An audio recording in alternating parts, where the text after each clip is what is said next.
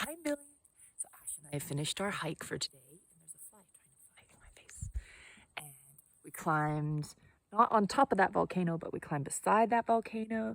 We went all the way along, and then we climbed up that volcano, and then we came all the way down through this big old lava field. Pretty neat, huh? It was a long day, but we got here nice and early, and it's beautiful weather, Millie. And then look at this cute little hut.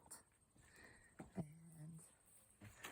there's another boy and girl staying here with us. Look, there's water tanks, but doesn't it have a pretty view of the volcano? And Ash just walked up over that hill and he said there's a pretty view from up there too, but I haven't even been there yet because the first thing, well, maybe I can show you. There's other mountains over there.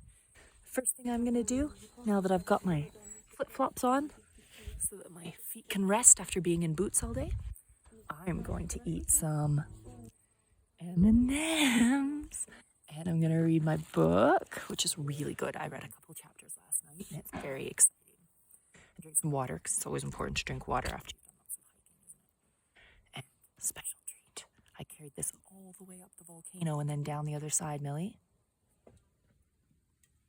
I'm pretty excited about it. But don't the Pepsi cans look funny over here? They're really tall and skinny. Ours are short and fat, aren't they?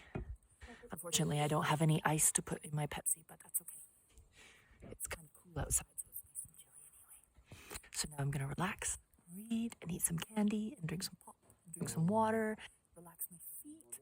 And Ash, I think, is making himself a snack inside. Maybe he'll come out and sit in the sun with me, or maybe he'll just curl up in his sleeping bag and eat his snack and have a little nap. We'll see. And then we have got all afternoon here. And then we're going to have supper here. And then tomorrow we hike all over again. And I'll send you a video when we do that too, okay?